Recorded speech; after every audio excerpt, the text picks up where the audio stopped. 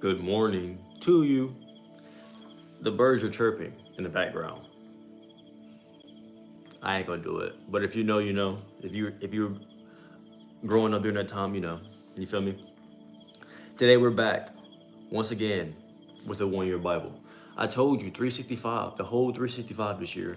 We're gonna read one of these days. We're on day 9 now, January the 9th. Cause we started a little early, right? 2 days early. Started last year. So we'll finish 2 days early this year, right? But we're on January 9th for the one-year Bible. We're making our way downtown, walking fast. You feel me? And having a great morning. So I hope you're having a great morning so far. I hope you're having a great day so far. Your day has started off amazing. Um, and we're on January the 9th in about 15 seconds. About 15 seconds, we're gonna start today's reading from the one-year Bible this morning. So I'm gonna give you 5, 4, 3, 2, 1. Good morning, and I hope you're having a great morning so far. We're going to get into today's reading. It's coming from Genesis 21 through 22, verse 24. So, Abraham moved south to Negev and lived for a while between Kadesh and Shur. And then he moved on to Gerar. While living there as a foreigner, Abraham introduced his wife, Sarah, by saying, "She is my sister." So King Abimelech of Gerar sent for Sarah and had her brought to him at his palace. But that night God came to Abimelech in a dream and told him, "You are a dead man, for that woman you have taken is already married." But Abimelech had not slept with her yet. So he said, "Lord, will you not destroy an innocent nation? Didn't Abraham tell me she is my sister?" And she herself said, "Yes, he is my brother. I acted in complete innocence. My hands are clean." In the dream, God responded, "Yes, I know you are innocent. That's why I kept you from sinning against me. And why did I not let you touch her? Now return the woman to her husband, and he will pray for you, for he is a prophet. Then you will live. But if you don't return her to him, you can be sure that you and all your people will die." Abimelech got up early the next morning and quickly called all his servants together. When he told them what had happened, his men were terrified. Then Abimelech called for Abraham.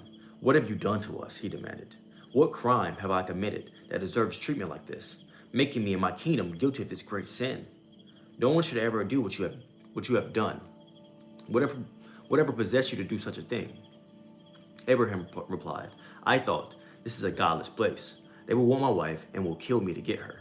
And she really is my sister, for we both have the same father, but different mothers. And I married her. When God called me to leave my father's home and to travel from place to place, I told her, 'Do me a favor. Wherever we go, tell the people that I am your brother.' Then Abimelech took some of his sheep, goats, cattle, and male and female servants, and he presented them to Abraham. He also returned his wife Sarah to him. Then Abimelech said, 'Look over my land and choose any place where you would like to live.'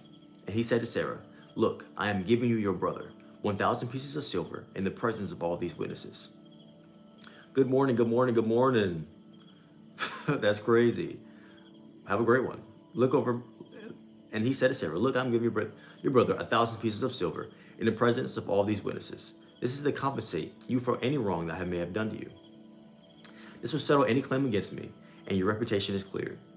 Then Abraham prayed to God, and God healed Abimelech, his wife, and his female servants, so they could have children.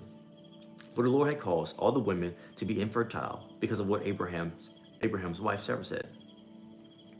The Lord kept his word and did for Sarah exactly what he had promised. She became pregnant, and she gave birth to a son for Abraham in his old age. This happened at just a time God said it would, and Abraham named their son Isaac. 8 days after Isaac was born, Abraham was circumcised.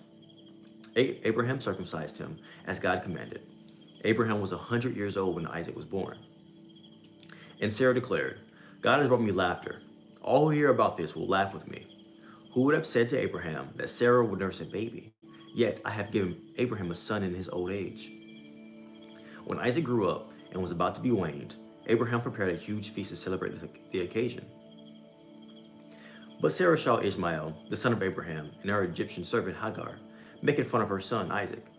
So she turned to Abraham and demanded, "Get rid of that slave woman and her son." He is not going to share the inheritance with my son Isaac. I won't have it. This upset Abraham very much because Ishmael was his son. God told Abraham, do not be upset over the boy and your servant. Do whatever Sarah tells you, for Isaac is the son through whom your descendants will be counted. But I will make a nation of the descendants of Hagar's son, because he is your son too. So Abram got up early the next morning, prepared food and a container of water, and strapped them on Hagar's shoulders. Then he sent her away with their son, and she wandered aimlessly in the wilderness of Beersheba. When the water was gone, she put the boy in the shade bush. Then she went and sat down by herself about 100 yards away. I don't want to watch the boy die, she said, as she burst into tears. But God heard the boy crying, and the angel of God called to Hagar from heaven. Hagar was wrong. Do not be afraid. God has heard the boy crying as he lies there. Go to him and comfort him, for I will make a great nation for his descendants. Then God opened Hagar's eyes, and she saw a well full of water. She quickly filled her water container and gave the boy a drink. And God was with the boy as he grew up in the wilderness. He became a skillful archer and settled in the wilderness of Paran. His mother arranged for him to marry a woman from the land of Egypt. About this time, Abimelech came with Phicol, his army commander, to visit Abraham. God is obviously with you, helping you in everything you do, Abimelech said. Swear to me in God's name that you will never deceive me, my children, or any of my descendants. I have been loyal to you, so now swear that you'll be loyal to me and to this country where you are living as a foreigner. Abraham replied, yes, I swear to it. Then Abraham complained to Abimelech about a well that Abimelech's servants had taken by force from Abraham's servants. This is the first I've heard of it, Abimelech answered. I have no idea who is responsible. You have never complained about this before. Abraham then gave some of his sheep, goats, and cattle to Abimelech, and they made a treaty. But Abraham also took 7 additional female lambs and set them off by themselves. Abimelech asked, why have you set these 7 apart from the others? Abraham replied, please accept these 7 lambs to show your agreement that I dug this well. Then he named the place Beersheba, which means well of oath, because that was where they had sworn the oath. After making their covenant at Beersheba,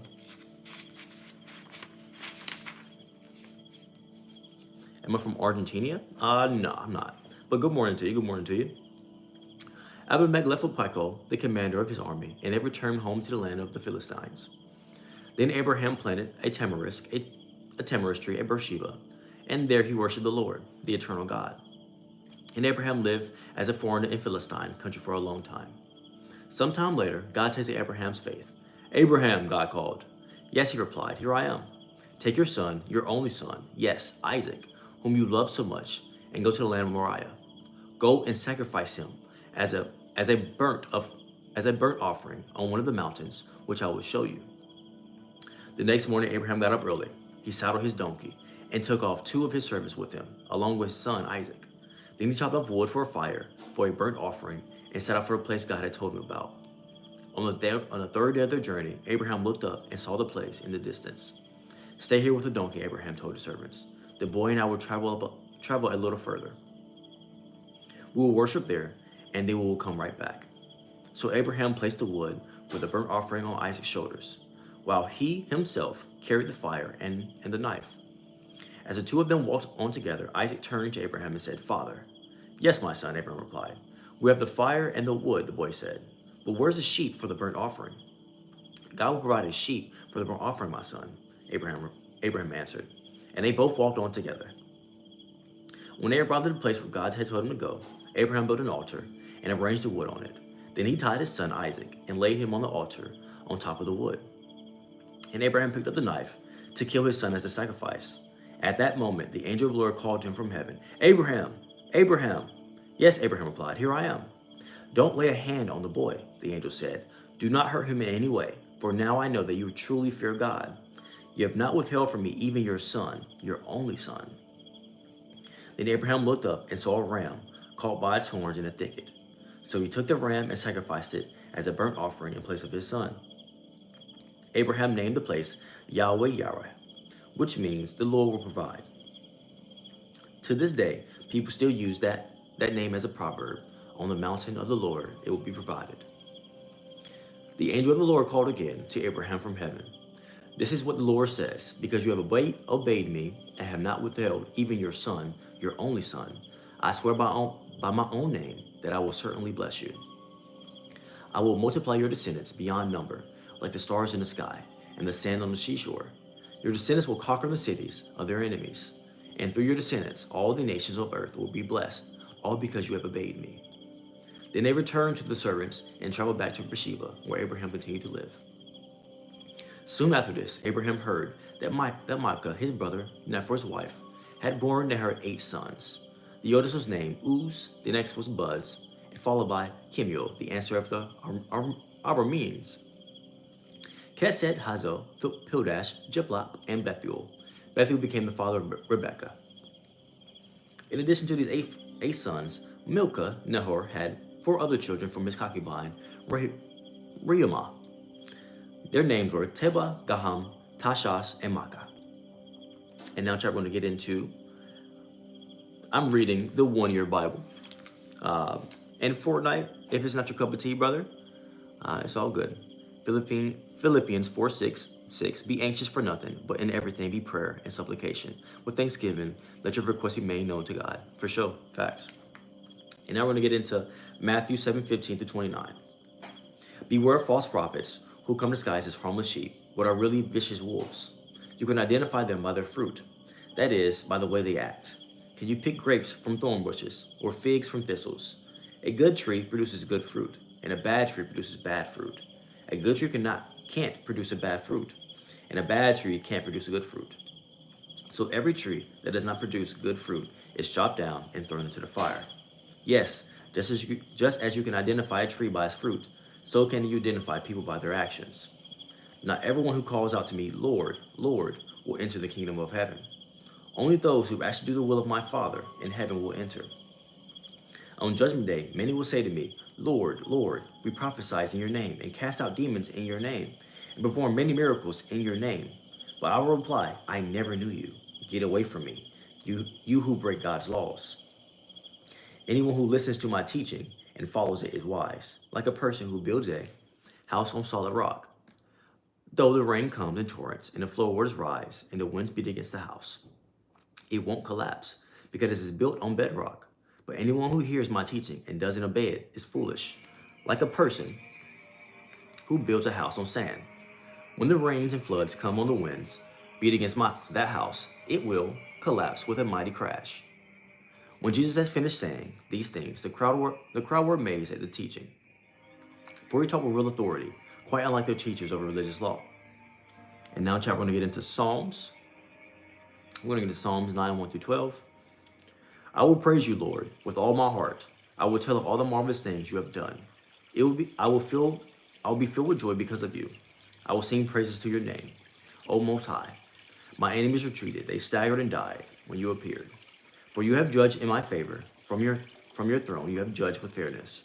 You have rebuked the nations and destroyed the wicked. You have erased their names forever. The enemy is finished in endless ruins. The cities you uprooted are now forgotten. But the Lord reigns forever, executing judgment from his throne. He will judge the world with justice and rule the nations with fairness. The Lord is a shelter for the oppressed, a refuge in times of trouble. Those who know your name trust in you. For you, O Lord, do not abandon those who search for you. Sing praises to the Lord who reigns in Jerusalem. Tell the world about his unforgettable deeds. For he who avenges murder cares for the helpless. He does not ignore the cries of those who suffer. And now we're going to get to Proverbs 2:16-22. Wisdom will save you from a immoral woman, from the seductive words of the promiscuous woman. She has abandoned her husband and ignores the covenant she made before God. Entering her house leads to death. It is a road to the grave. The man who visits her is doomed. He will never reach the path of life. So follow the steps of good and stay on the path of the righteous. For only the godly will live in the land, and those with integrity will remain in it. But the wicked will be removed from the land, and the treacherous will be uprooted. And now they go into this little excerpt here at the bottom. It says, I never knew you. Okay, I never knew you. Could anything be worse than fooling yourselves? Is it one thing to be fooled by someone else, which happens all the time, but to fool yourself is so much worse. People will sell us things that don't work. We understand that. But we don't want to be doing things in the name of God, even miracles and wonders, only to realize that we weren't serving God at all, but only ourselves. We must evaluate the object of our dedication. Otherwise, we may hear the worst of words that can come from our Savior. I never knew you. Oh man, that's tough. Let's read that one more time. I never knew you. Could anything be worse than fooling yourself? Is it one thing to be fooled by someone else, which happens all the time, but to fool yourself is so much worse. People will sell us things that don't work. We understand that. But we don't want to be doing things in the name of God, even miracles and wonders, only to realize we aren't serving God at all, but only ourselves. We must evaluate the object of our dedication. Otherwise, we may hear the worst words that come from our Father. I never knew you. And chat, that is the end of day 9. And tomorrow we will get into day 10. This is the 1 year Bible reading. We'll be reading this for the next 300. This is day 10. Tomorrow will be day 10, so 355, 56 more days because we're technically on day 9 now. 356 more days. I hope you enjoyed today's reading, and I will see you the next time on the channel. Let's go ahead and hit this outro because your boy, it's time to go for him to go to work. Hey Skittles, what's up? Good morning. Good morning, M&Ms. But you just caught the very end of the stream. But I will see you later on today because your boy has to go to work here soon. Looks like, yeah, a little late. It's all good. But you get to see the outro, which is the best part. We are getting limitless core, baby. I appreciate you. I might even love you, but I'm for sure glad you woke up today, and I hope you have an amazing rest of your day. I appreciate everybody that showed up, and Skittles, it's all good, man. I'll see you next time. Peace.